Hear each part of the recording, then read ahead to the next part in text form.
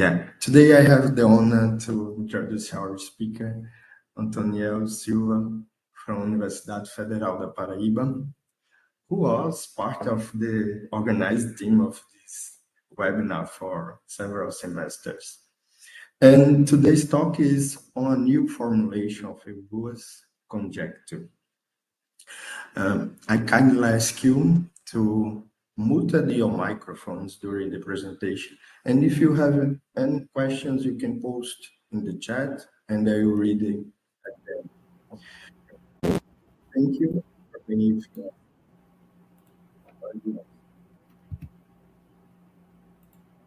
Yeah, sorry, I lost your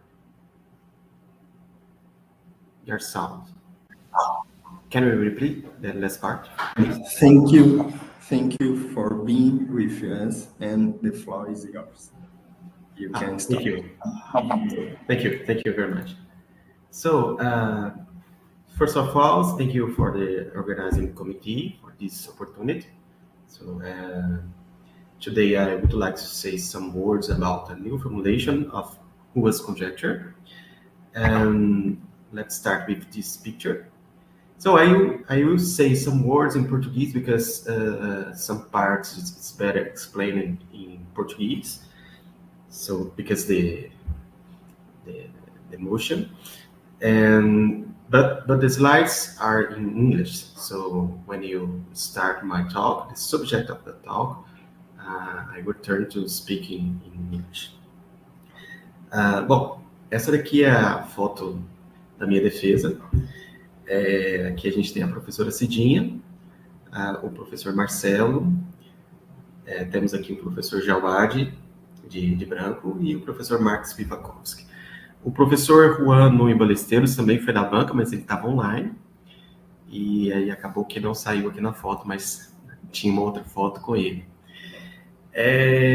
Bom, eu tenho muito carinho por essa foto aí, que foi aí o final aí da minha jornada de doutorado com a professora Cidinha.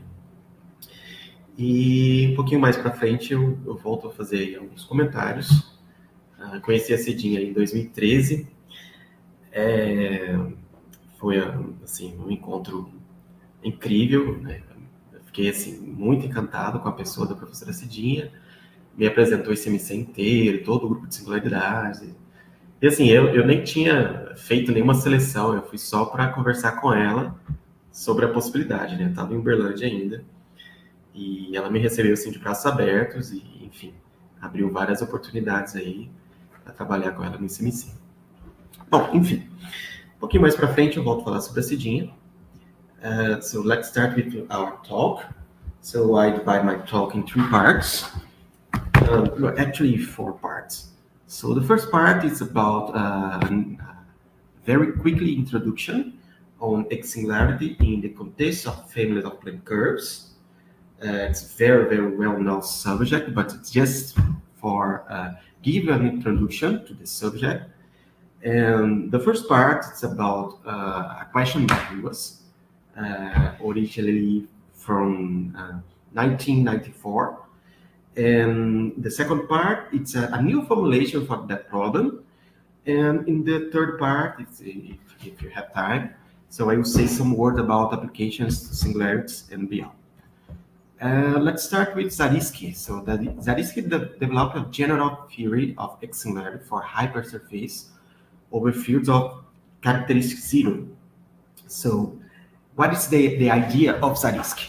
So Zariski attempt to find a way to decide when members of a family, not precisely a family of plane curves, but a family of hypersurface, look the same near their singular points.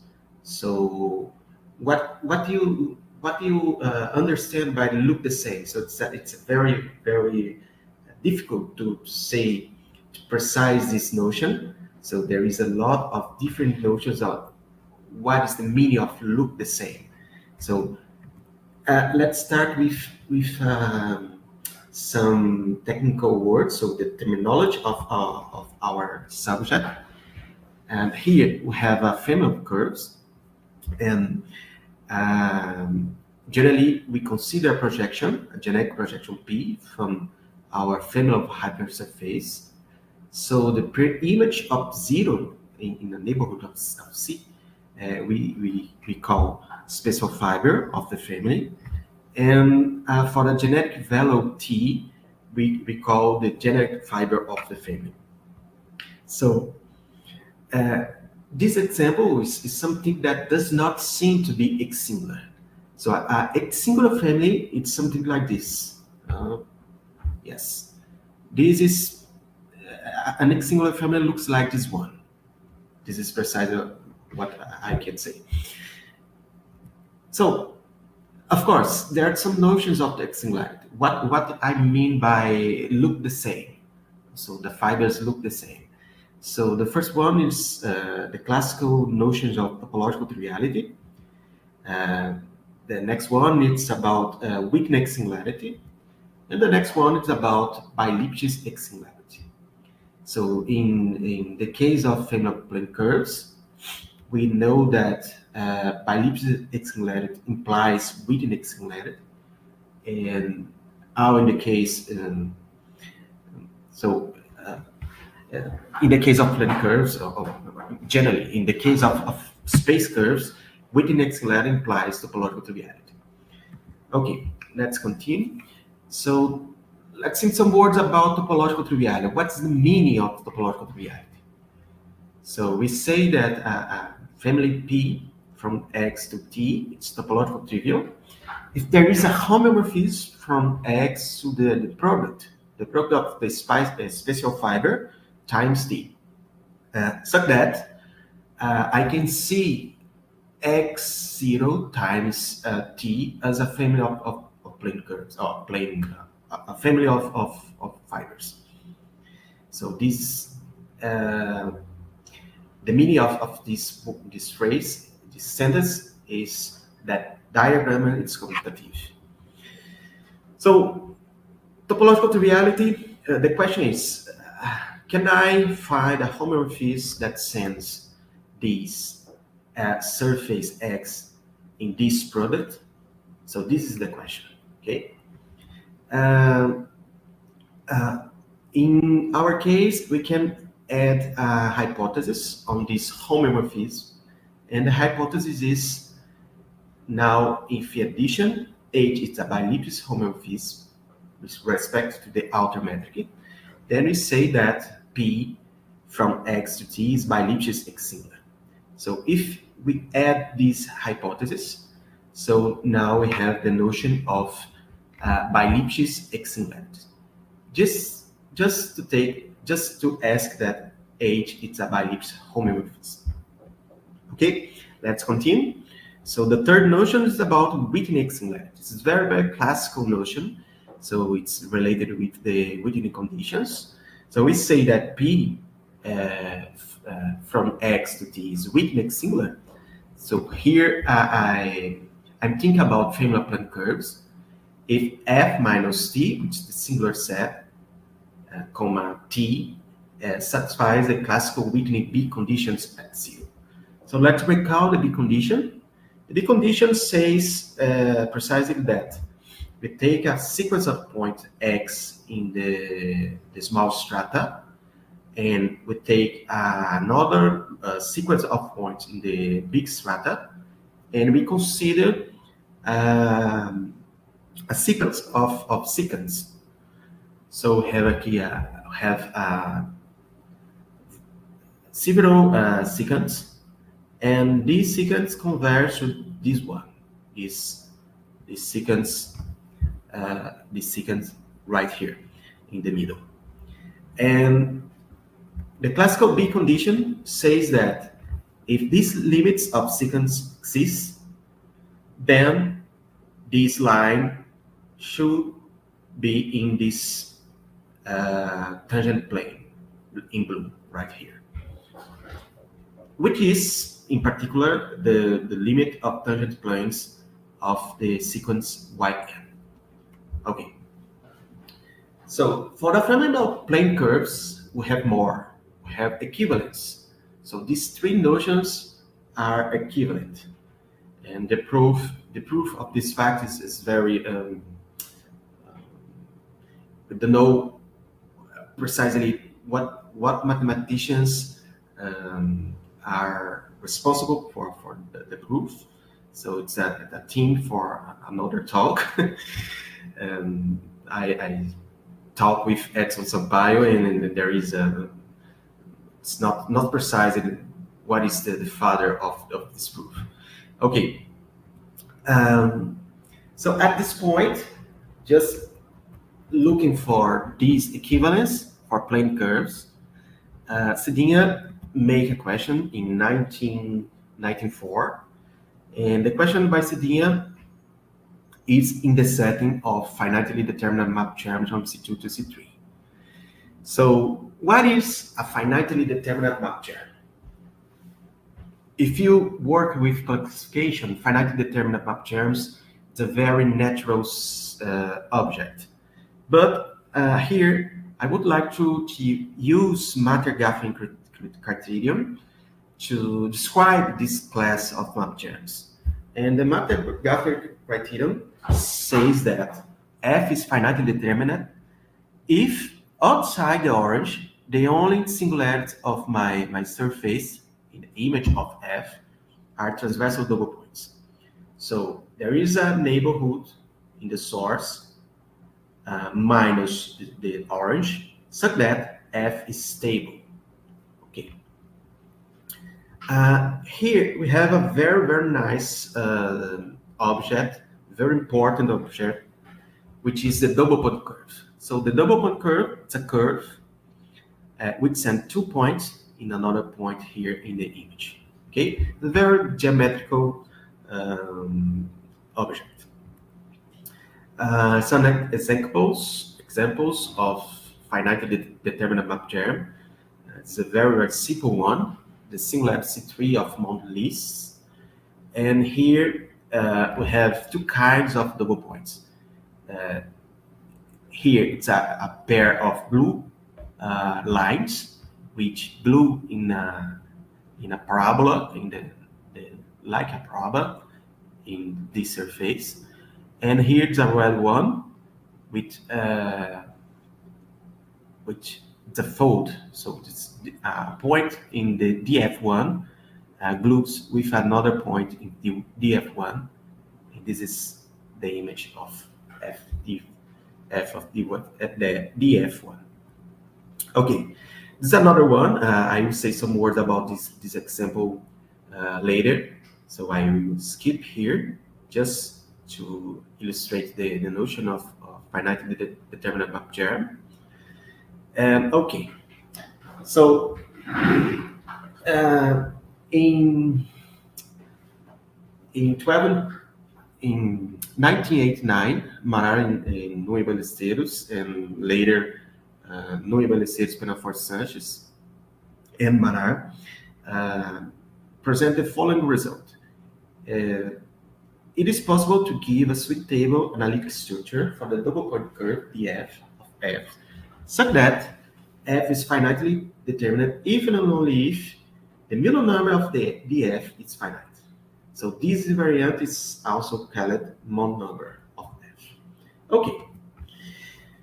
At this point, we have a similar notion of topological triviality for unfoldings.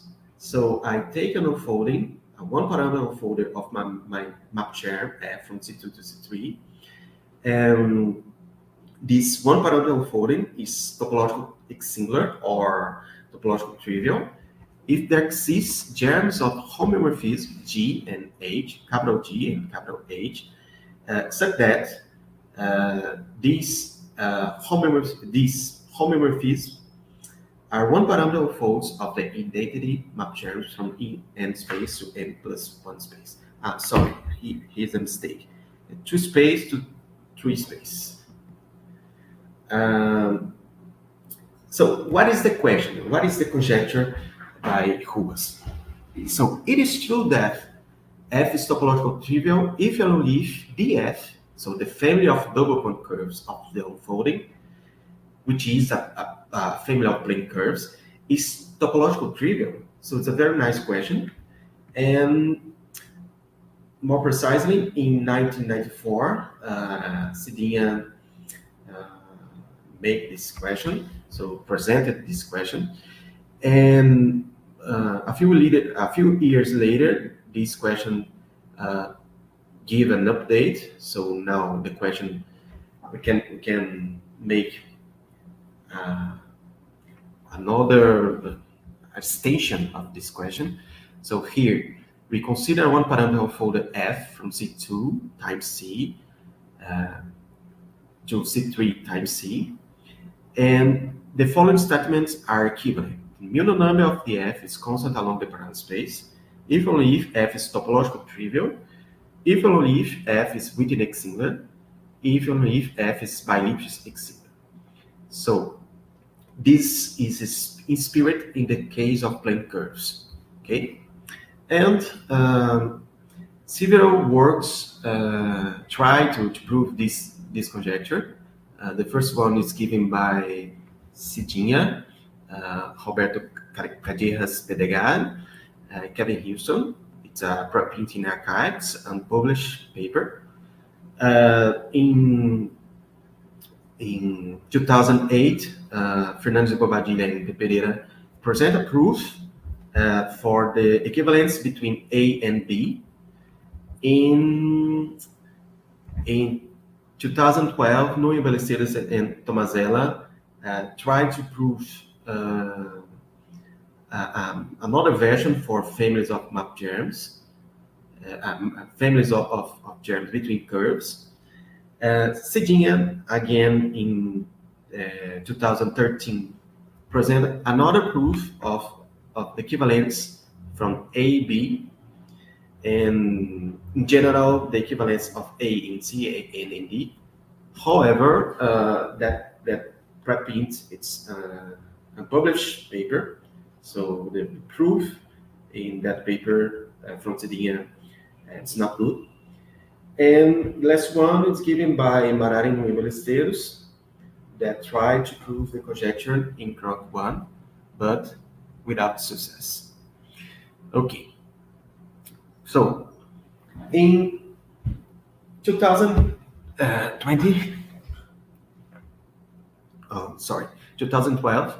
Marari, Ballesteros, and Peñafort Sanchez present a very nice result about Witten X-singularity.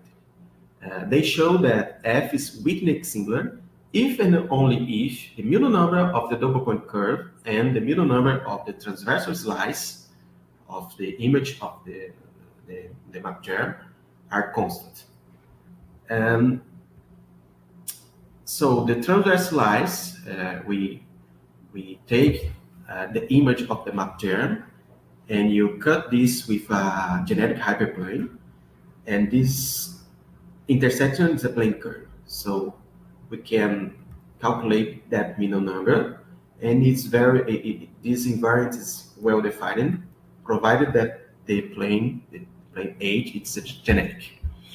Okay, so at this point we have this diagram, which is a diagram, an implication diagram for Ruas conjecture. So we know that topological triviality, it's equivalent to the constants of the middle number. So the first part of the Ruas conjecture, it's true. So another proof that of this equivalence is given by Fernandes de Bobadilla and Pereira, and also by Tomazella and Nuno Ballesteros. So we know that topological triviality, Witten X-singularity implies topological triviality by the first isotopy lemma of them. So the open question is, bi-Lipschitz X-singularity implies Witten X-singularity? We don't know. And another one is topological triviality implies Witten X-singularity. So I will say some words about that case. So in my thesis, Cidinha give the idea to adding hypotheses to that questions. So we prove that if F is a finitely determinate homogeneous rank-1 map germ, and the greatest common divisor of the I and the j is equal to 1, then the conjecture is true. So F is topological trivial if and only if F is within X. More precisely, the implications between A and C or B and C are true. So we don't know nothing about the last item here. F is bilateral singular, we don't know. And this result was published in that paper in 2019. And this result gives another problem, which is, so here we, in order to prove that result, we use strongly the notion of the transversal slice. But another question is, if you consider quasi-homogeneous rank 1 finitely determinate map germs, is the transversal slice of a quasi-homogeneous map germ a quasi-homogeneous curve? And the question is not. The counterexample is this one. So the transversal slice of this map germ, x, y4, x5 times y plus x times y5 plus y6. So it's finitely determinate, homogeneous, but the transversal slice after change of coordinate has this parameterization. And of course, this is not quasi-homogeneous. Okay? So, what is the meaning of this question? So in this question, I would like to give a characterization of the topological, the embedded topological of the transversal slice in terms of the weights and degrees of the map germ. But in this way, we can give a characterization of the topological type of the transversal slice, even if the map germ, if the transversal slice is not quasi-homogeneous. So this is the result. If you consider F as above, we can write F in this normal form, and we can consider the weights and degrees of F, and we can divide the topological type in two situations. The first one, if these conditions, if A is D2 is greater or equal than A, and blah, blah, blah, blah, blah, blah, then gamma F has three characteristic exponents, giving precisely for the degrees and the weights of F. And otherwise, then the slice have two characteristic exponents.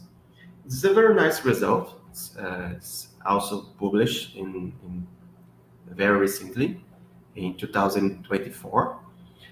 And okay, but looking inside that class, in my thesis, I found a counterexample, a very nice counterexample for Ruas conjecture, which shows that B and C are not equivalent. So we found an example. An example of a topological trivial family which is not Witten singular. So this is the family. So here's a family Ft from C2 to C3 given by this parameterization, and the transverse slice of Ft is a irreducible plane curve with three characteristic exponents given by 4, 6, and 9 when t is equal to 0. So we can see using this result. And when you add t y7 in the third coordinate function, we change the topological type of the slice. But we have the constants of the Milnor number of the double point curve. So we have topological triviality. However, since by the result of Amaral, Nui, Ballesteros, and Canafortes, Sanchez, the Milnor number of the transverse slice is not constant because the characteristic exponent change. So 9 change to 7. And so the topological type of the transverse slice is not constant. This implies that F is, the unfold is not weak-Nick singular. Okay, this is a counterexample. So here is our implication diagram for Ruas conjecture. And now we know that topological triviality does not imply weak-Nick singularity. So what about the other equations? So let me say some word about these other open questions. So working with my PhD student, Manuel, in our key-term meeting. So this is a classical meeting with Manuel. It's very funny. So we show under a certain condition of minimality of the transversal slice that topological triviality of F is equivalent to weak-Nick singularity of F. But we need add a hypothesis on the transversal slice. But if F has command 1, so we show that the bi-Lipschitz singularity of F implies weak-Nick singularity of F. It's not hard to prove, but it's a very interesting result. And we also show, we have to find a counterexample which says that weak-Nick singularity does not imply bi-Lipschitz singularity. So here's the counterexample. So it's F0, it's a homogeneous map germ, and you add Ty12 in the third function coordinate. So now, an update of our implication diagram for Ruas conjecture. We know that bi-Lipschitz implies weak-Nick singularity in one case, and the other side, the converse, weak-Nick singularity does not imply bi-Lipschitz singularity. Okay.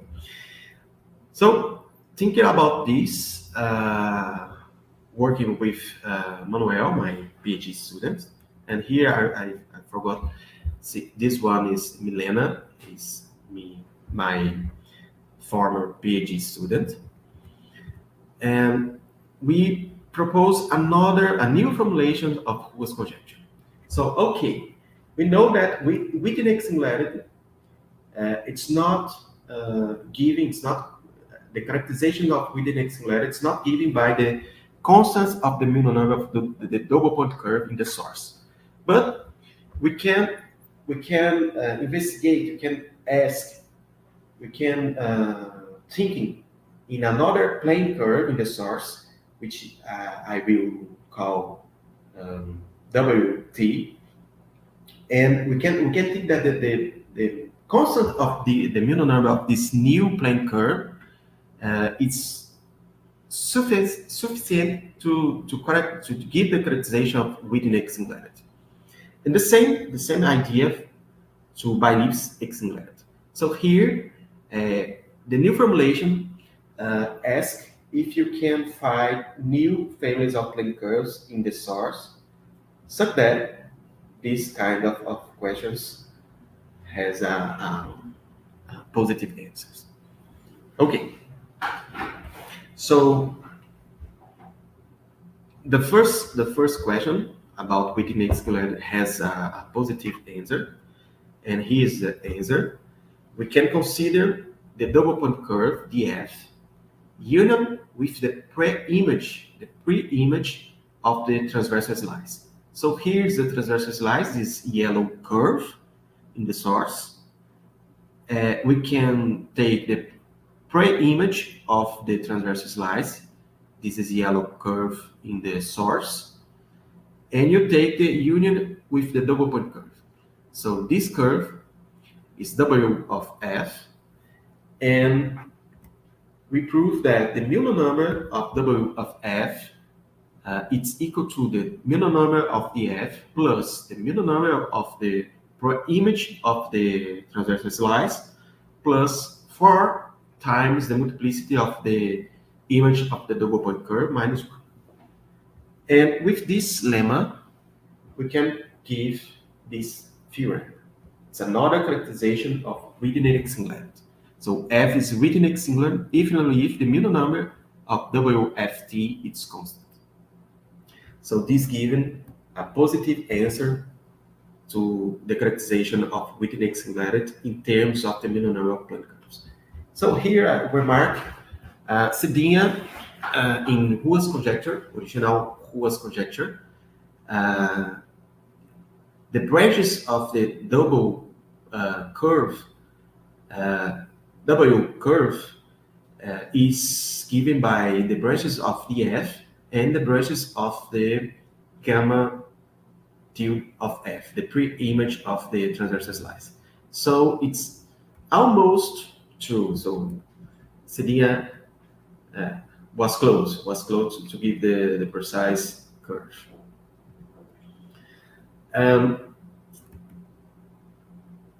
What you can say about my Lipschitz singularity? So we don't know.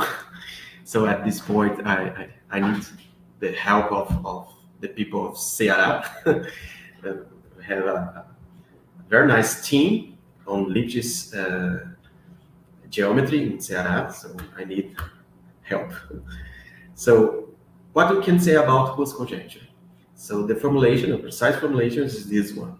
So let F from C2 to C3 be a finitely determinate map germ, and consider a one-parameter unfolding F from C2 times C to C3 times C of F.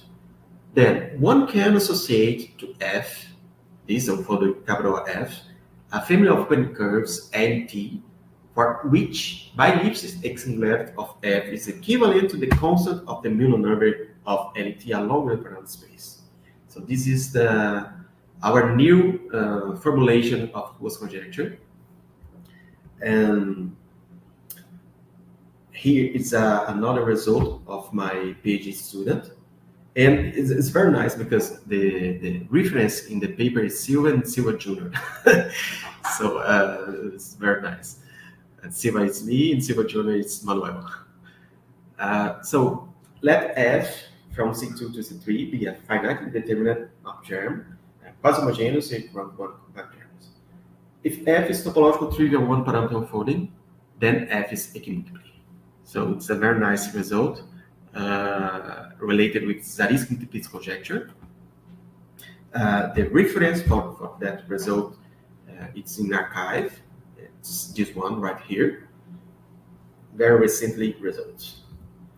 And applications. Using the results in the contact samples of Ruas conjecture, we can give an answer to another old conjecture, not more old, but another conjecture given by Houston. So I don't have time to say a completely explanation of Ruas conjecture, but I will say some words.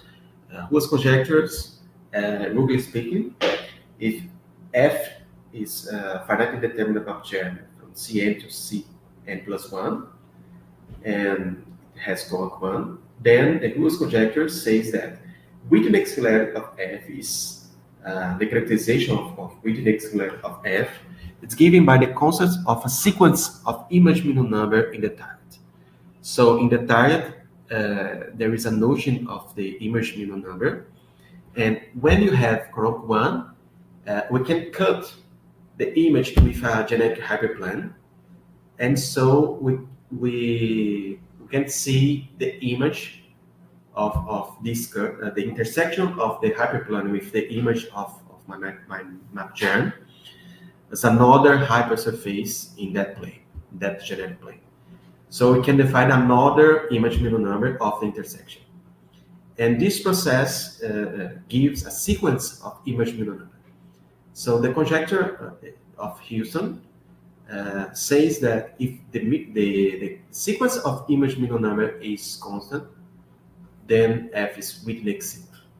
So Roberto Jimenez Conejero, sorry, he's I forgot what I said here. So in his thesis, PhD thesis, given a characterization of weak singularity in terms of the sequence of image minor number in the target and another sequence of image minor number in the source. So the question is, is this characterization given by Roberto Jimenez Conejero sharp? So we need the sequence of image minor number or not in the source. So only the sequence of image minor number in the target is sufficient to give the characterization of weak singularity or not. So this is the counterexample. So consider this family from CT to C4 given by x, y, z5 plus xz, z7 plus y times z plus t times z8. So the sequence of image minor number on the target is constant. So this satisfies the hypothesis of Houston conjecture. However, it is not weak singular because the sequence of image minor number on the source is not constant. And by the result of Roberto Jimenez Conejero, this family is not weak singular. So, and the idea here is to use the counterexamples of Ruas conjecture in the source. So it's very complicated to explain now, but it's a very nice result. And here is the counterexample. It's another kind of counterexample of Ruas conjecture. This family of map gems is topological trivial, but it is not weak singular. And note that this surface we have here, the pair of plane curves, of plane lines, df2 and df3. It's a pair of identification components of df, and the image, it's this curve here in the target. And in my paper with Manuel, we give an homage of Ruas, of Cedinha, and we call this surface by Ruas surface. And so in memory of Professor Maria Aparecida Soares Ruas. I prefer this surface with this color, and now I will return to say some words in Portuguese about Cedinha. Ok, então, com o trabalho aqui, eu fiz a minha tese, a gente encontrou essa superfície, né, que é o contra-exemplo da conjectura original da Cedinha, e também ajudou a construir um contra-exemplo da conjectura de Houston. E, bom, eu prefiro ela nessa cor, e o Aldice imprimiu essa superfície. Essa superfície aqui, ele imprimiu, enfim. Acho que o Jean Paul também ganhou uma superfície dessa, deu uma superfície dessa para ele. Enfim, ficou conhecido aí com a superfície de Ruas. Bom, a última vez que eu vi a Cedinha foi na casa do Tomazella. Cedinha sempre esteve muito presente aí na minha vida, acho que na vida de todo mundo, né? E Tomazella costumava dizer o seguinte, que quando a gente recebeu a notícia, né, que a Cedinha tinha falecido, ele falou, olha, perdemos a nossa mãe. E, de fato, Cedinha era como uma mãe, mesmo para mim, acho que para todos. Independente de onde eu estava, se era no México, se era em Uberlândia, em Ituiutaba, João Pessoa, enfim, ela sempre me escrevia, né, nunca ficava muito tempo sem conversar.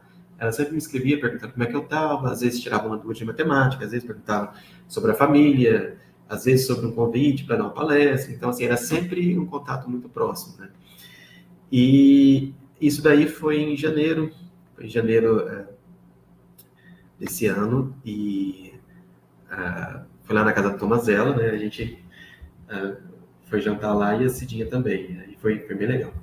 Então, aqui estão os meus 2 filhos. Cidinha também sempre fez questão de conhecê-los, e, enfim, esse é meu segundo filho, o Rafael, mas quando o Matheus nasceu também, Cidinha estava próximo, né? Ela sempre me deu muito apoio. E esse aqui são, digamos, os netos da Cidinha, né? Se eu sou considerado filho, né? São os netos, aí a minha equipe de trabalho aqui no UFPB. Bom, da esquerda para a direita, a Milena, hoje ela é doutora, foi minha aluna de doutorado, terminou agora recentemente, doutora e professora agora substituta na UFPB. O Assuério foi meu aluno de iniciação científica e TCC, agora está no mestrado. A Daiane, né, foi minha aluna de iniciação científica e também fez o trabalho de conclusão de curso comigo. De azul, nós temos o Matheus, foi meu aluno de mestrado, excelente aluno, e agora ele está no ICMC, trabalhando com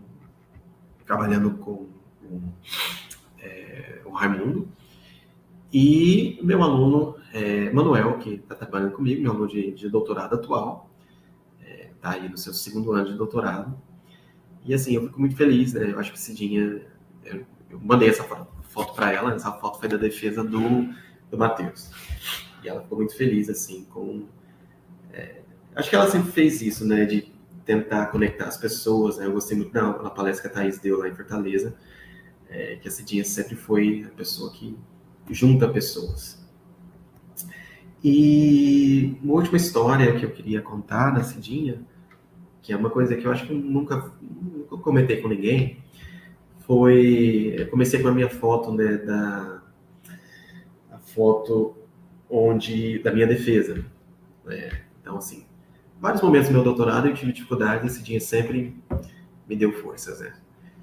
E eu lembro que o último momento foi na minha defesa. Eu tinha passado como professor substituto em Ituiutaba, e a minha defesa estava marcada para março. Então, eu tinha a bolsa de fevereiro, que caiu em março, e eu esperava começar a trabalhar em março mesmo, depois da defesa. Só que eu fiquei sabendo que a universidade ia me chamar para trabalhar só em abril. Ou melhor, só ali no início de maio. Então, eu ia ficar abril inteirinho sem receber. Porque a bolsa tinha terminado, né? Eu já ia defender e não ia começar a trabalhar no outro mês, só no outro. E eu entrei em desespero, falei, pronto, e agora? O que eu faço? Na época eu já era casado, enfim, já morava... Eu não morava com meus pais, não, né? Eu já estava fora de casa. Então, e a Cidinha, não, calma, vai dar tudo certo. E aí eu lembro que um dia antes da minha defesa, a Cidinha me chamou lá na sala dela, e aí ela me entregou um cheque, que era equivalente a mais um mês de bolsa. E assim, eu comecei a chorar, assim, eu realmente... Sem contar, assim, várias outras histórias, assim, que a Cidinha sempre me ajudou, assim, sempre apoiou. A motivação mesmo, né? Sempre... às vezes eu tava... meu resultado não é tão importante. Esse dia, não, seu resultado é importante sim, tal, era certo. E às vezes as coisas não davam certo no seminário, esse dia sempre colocava a gente pra cima. Então, eu quero terminar essa palestra dizendo obrigado, Cidinha. Obrigado por tudo.